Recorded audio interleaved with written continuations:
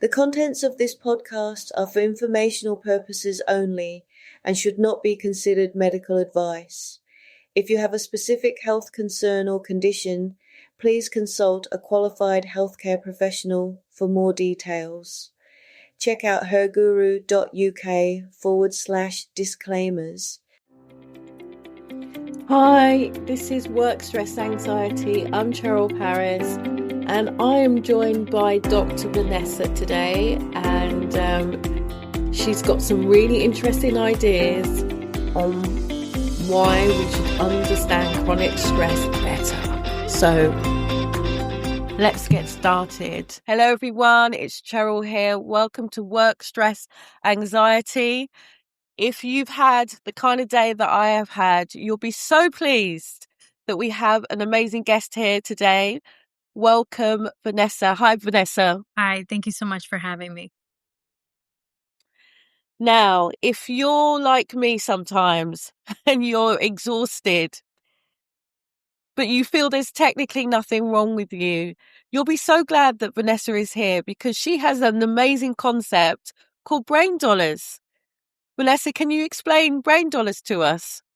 I want you to imagine that your brain is responsible for everything that it does. So I want you to think about the physiological things. So the ability to feel touch, for example, your brain is responsible for that. The images that we see through our eyes, your brain is making sense of all that sensory input. That's something it does. Grieving a loss and coping with that, that's something it does. Going to work and doing all the tasks and maybe managing a really tough boss, that's something it does.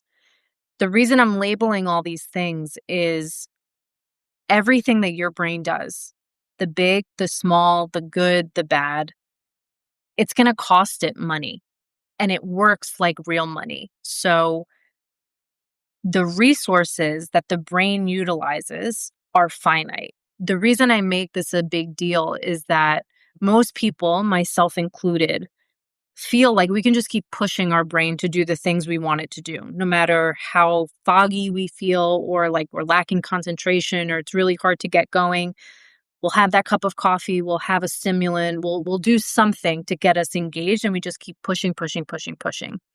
The reality is we have a brain bank that has a certain amount of money in it, and there are certain things that we do that add money, so those deposits, and then all things it does take money out, even the good things. So if you decide to have brunch with a friend, that's going to cost brain dollars. If you're going to plan a vacation, that's going to cost brain dollars.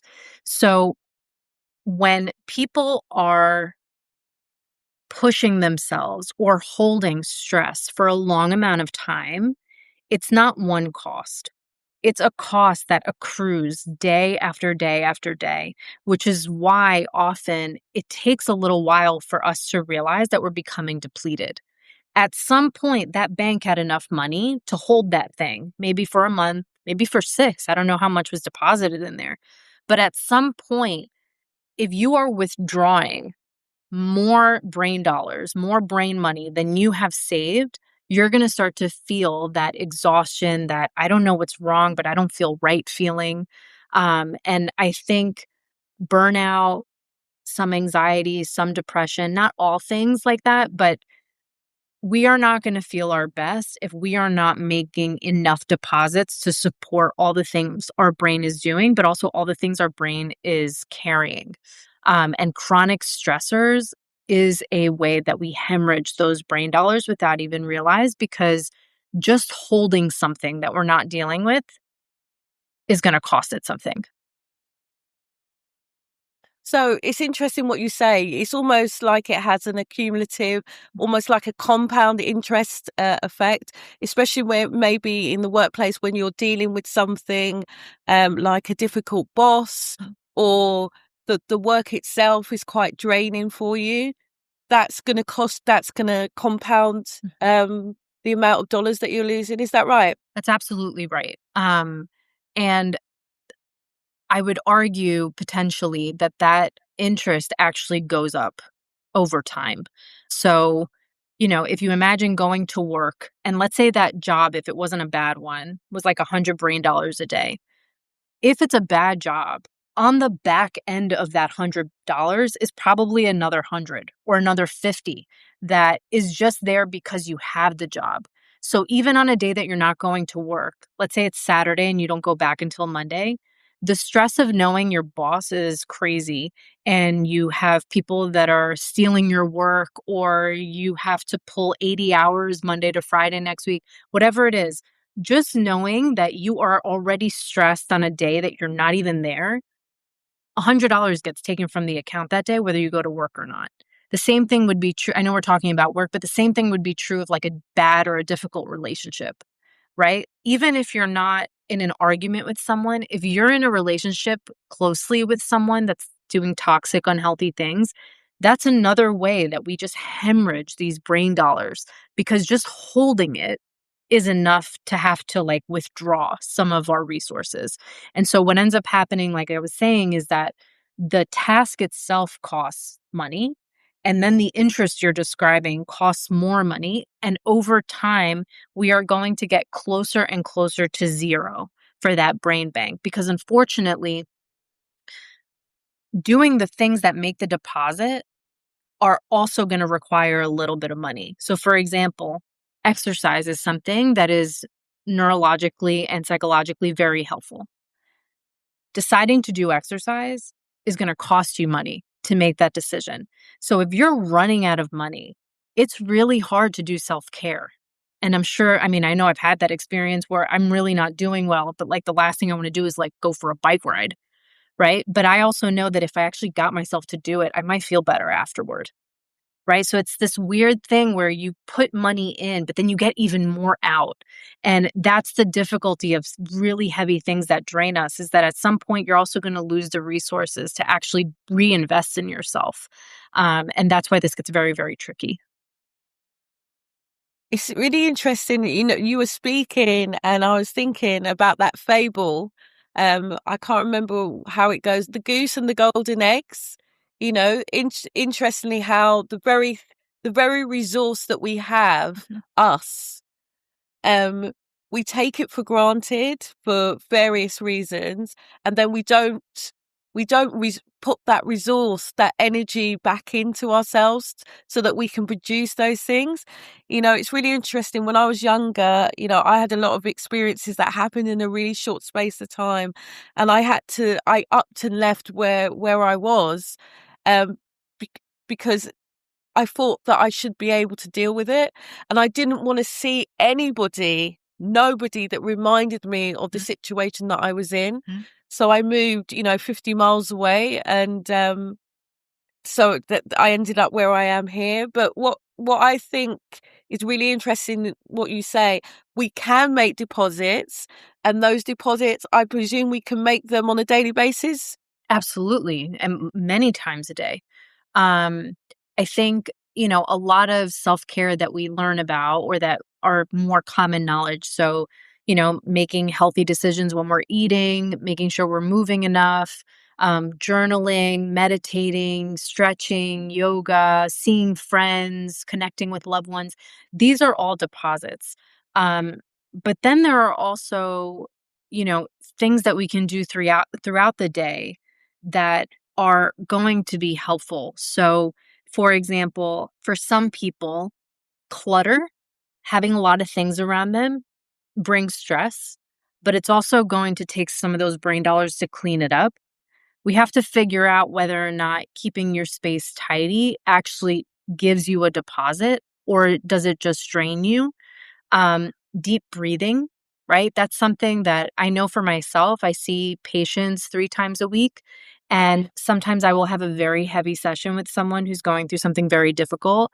And after that session, and I work from home, so after that session, I will just sit at my desk for a few minutes, and I'll close my eyes, and I have a little essential oil roller, and I'll just kind of sit here and just kind of take deep breaths and smell this and give myself a different sensory experience. And that's me redepositing a break and some like healing before I log on to my next appointment with who knows what I'm going to be seeing there. And so there are moments that you can take regularly, and then there are the things you can do once a day or even maybe once a week. The important thing is that we are making regular deposits because we are regularly, if not constantly, making withdrawals. Cool. Now, this may seem like a strange question, but what happens if you get to zero? What's the effect that has on the brain?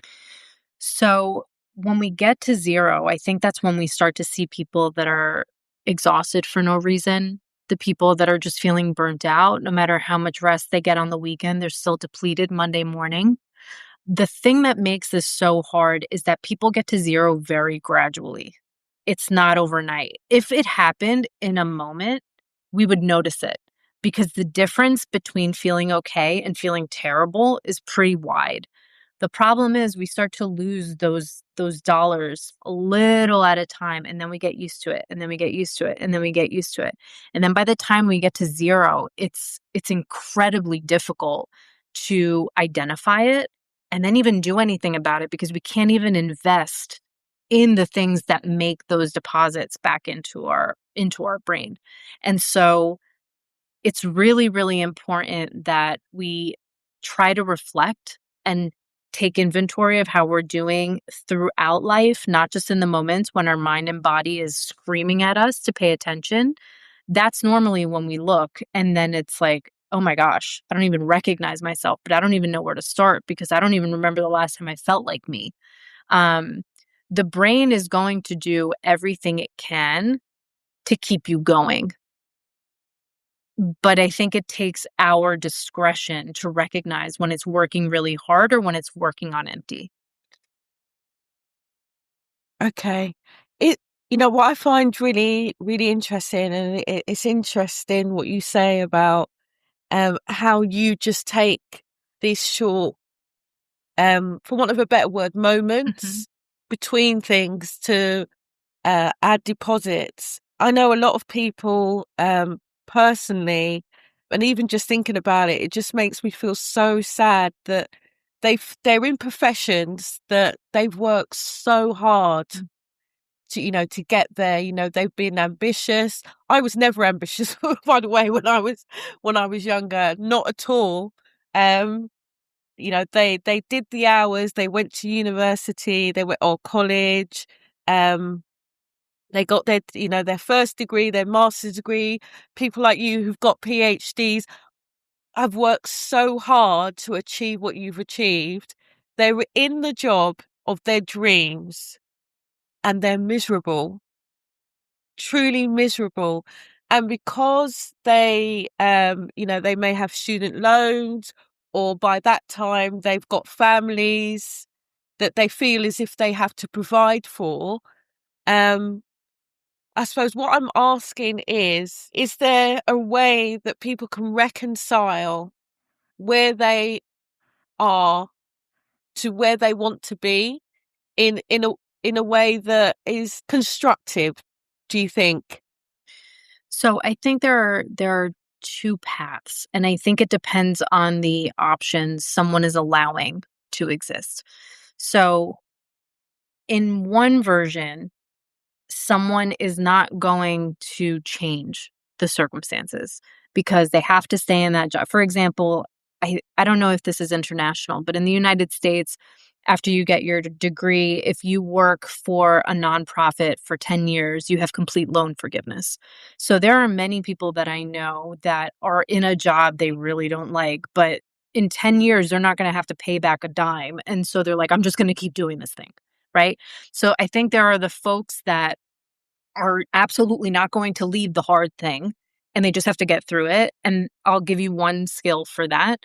And then there are the folks that if you, and this maybe gets into something we'll talk about later, but if you are giving yourself all the options and if you can tell yourself that you can do any of them, not that some of them might be harder than another, but that you can actually make it through all of them, then I think people would be more willing to change it.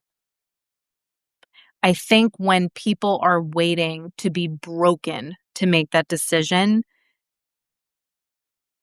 there's so much repair individually that needs to happen that's above and beyond your career. And I think that's really, really hard because by that point, self-esteem is taking a hit, mental health is on the floor. And so I think people have to make really hard choices, and sometimes they have to push themselves through different things. I'm not here to say that, oh, don't push through. Like, there are circumstances where people just have to keep going, and I understand that. But if you can have the option to change it, my first advice would be, if there is something that is depleting you that you do not absolutely have to do, change it. It's not worth it. It's too expensive, and it is going to strip you of the thing that you're managing.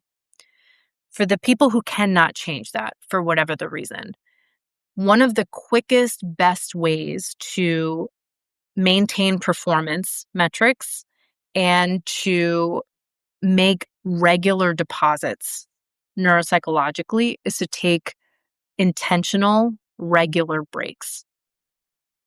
The reason for this is giving your brain time to be in its kind of neutral state where demand is very, very low. You don't have to be asleep. Your eyes don't have to be closed, but your mind is just kind of like, it's just living. It's just there. If you can put yourself in that state is called the default mode network. The reason why that's critical is that is the state where your memories are more consolidated, where you are processing emotional experiences, where you're having new creative insights. And that's the time when your brain is refueling the drain of concentration. So I want you to think that concentration and focus in our brain is on like a car gas meter. The longer you concentrate, the less gas in the car. At some point, you got to get to a gas station to refill the tank. That's the default mode network. If you are not taking a break for 15 to 20 minutes when you are fatiguing, you're not going to just be able to push through the fatigue and end up better later. You have to give yourself a break so that your mind can kind of consolidate what it's learning, process what it's doing, and actually replenish itself. Because effort does not just push through fatigue for the brain the way that it does for muscles. And so if you're in a situation that you cannot get out of, work or otherwise, I can't overemphasize the importance of taking breaks when you feel like you're getting more sluggish, when you're having a hard time engaging, you find yourself rereading the same sentence over and over and you're just not understanding it. You got to get up and take a minute, right? You got to give yourself a little bit of time because your brain is telling you, hey, I'm running out. I need you to make a deposit. That's the time for the break. Cool. It's really interesting because one of the things that I encourage people to do, and I really would like your opinion on this, is I encourage people to actively do random acts of kindness. Mm-hmm. And I've had a lot of success with people doing it. It's one of the things I continue to encourage people to do. But would you call that a deposit or a cost? Probably both. And I think if the person, so I want to think, I don't know that this is true, but I want to think that everyone values kindness. So if we're thinking about the people that do, then the reason why that's really important is self-esteem is built on actions, not thoughts. So if I'm helping someone build their self-esteem, I want them to do the things that they think a person that values that thing does. So if I'm someone who values kindness, doing an act of kindness is going to make me feel like I'm living in line with my values. That's going to make me feel good. That is a deposit. That is a self-esteem hit. But we already talked about how everything our brain does is also an investment. And so that's one of the examples where it's going to cost a little money to do the act, but you might get back 5 or 6 times more by doing it. But this is the vicious cycle that if you get that bank to zero, you don't have any resources left to even put 5 or 6 brain dollars in to get 30 back. Right? And so this is why it's so important to monitor yourself over time to make sure that we're not getting close to zero, because then it's very hard to take care of ourselves in ways that are meaningful. But absolutely, acts of kindness is a great way to both deposit for yourself, but also maybe even give someone else a deposit. Cool.